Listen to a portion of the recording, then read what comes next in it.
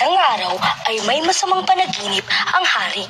Nakita ng hari sa panaginip na pinagpaslang si Don Juan ng 2 buhong at inihulog sa malalim na balon. Mula noon ay hindi na nakatulog ang hari at hindi na halos makakain hanggang sa maging butot balat na ang hari. Dahil sa sakit nito ay pinatawag ang doktor. Napakalubha ng sakit ng hari. Isa lang ang lunas dito. Ito ay ang awit ng ibong Adarna na makikita lamang sa puno ng Piedras Platas na makikita sa bundok Tabor. Unang inutusan si Haring Fernando, si Don Pedro na maglakbay. 3 buwan na naglakbay si Don Pedro. Maya-maya ay may nakita siyang puno. Ito ay ang Piedras Platas, pero wala siyang nakita na ibong Adarna. Bakit wala ang ibong Adarna dito? Kaya naman sa kanyang pagkapagod ay nakatulog siya sa ilalim ng puno. Maya-maya ay dumating na ang ibong Adarna. Umaawit ito ng 7 beses at 7 ulit ring nagpalit ng kulay ang balahibo. Ang ibong Adarna ay laging dumudumi bago matulog kaya't naiputan si Don Pedro na natutulog sa ilalim ng at naging bato ito. Nang di bumalik si Don Pedro sa kaharian ay inatasan ni Haring Fernando ang ikalawang anak na si Don Diego na hanapin ang kapatid at hulihin ang ibon. Sa 5 buwan niyang paglalakbay ay namatay ang kanyang kabayo. Nagpatuloy ang prinsipe sa paglalakbay. Hindi niya inaasahang narating niya na pala ang Piedras Platas. Dahil sa pagkapagod nito ay nakatulog din ito sa batong nasa ilalim ng puno at gaya din ni Don Pedro, naiputan din ito kaya naging bato ito. Lumipas ang 3 taon at lalong lumubha ang karamdaman ng hari. Nag-atubili ang hari na utusan si Don Juan. Pero humingi ng pahintulot si Don Juan na hanapin ang ibon at ang makita ang mga kapatid. Hindi nagdala ng kabayo ang prinsipe, sa halip naglakad ito, nagbaon ito ng 5 tinapay. Sa paglalakbay ni Don Juan ay may nakita siya na leproso. Pwede mo ba akong bigyan ng pagkain, Ginoo? Ito po, mayroon akong natirang tinapay. Nalaman ng leproso ang pakay ni Don Juan sa lugar na iyon.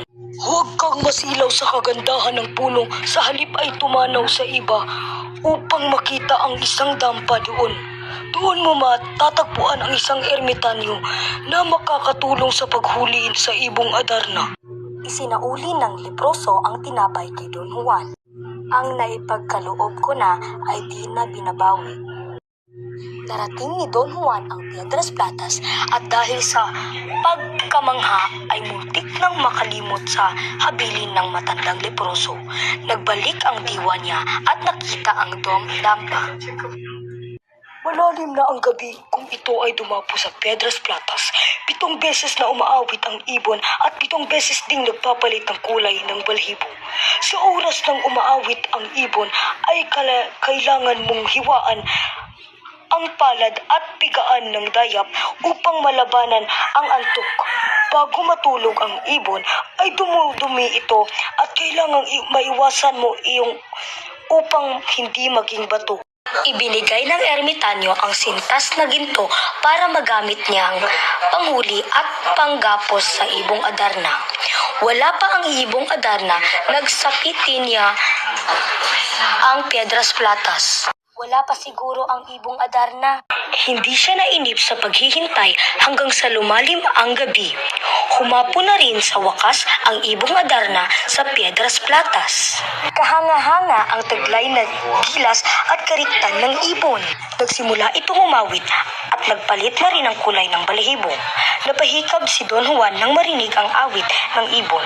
Hiniwan ni Don Juan ang palad sa pamamagitan ng labaha at pinigaan ng dayap ang sugat. Dumumi ang ibon, ngunit naiwasan ni Don Juan na matapakan ng ipot upang siya'y hindi naging bato.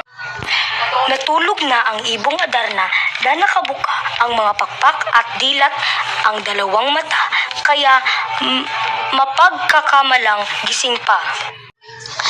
Marahang umakyat sa puno si Don Juan at sinunod ang payo ng ermitanyo at nakuha ang ibong Adarna. Inutusan ng ermitanyo si Don Juan na kunin ang banga at punuin ng tubig para buhusan ang dalawang batong tila puntod na sa ilalim ng Piedras Platas. Agad sinunod ni Don Juan ang mga utos. Masayang nagyakapan ang tatlong prinsipe. Nagpunta sa dampa ng ermitanyo ang tatlong prinsipe upang ipaalam dito ang nangyayari. Matapos humingi ni Don Juan ng basbas ay umuwi na sila sa palasyo. Sa gitna ng paglalakbay ay bigla nilang pinagtaksilan ang kanilang kapatid na si Don Juan at kinuha ang ibong Adarna at pumunta sa palasyo. Nakita ng ermitanyo si Don Juan na sugatan. Binasbasan niya ito upang gumaling. Pagkatapos umuwi, nakauwi na si Don Juan ay kumanta na ang ibong Adarna at sinabi nito ang lahat ng nangyari sa kagubatan at pinarusahan ng hari ang mga magkakapatid na si Don Pedro at Don Diego.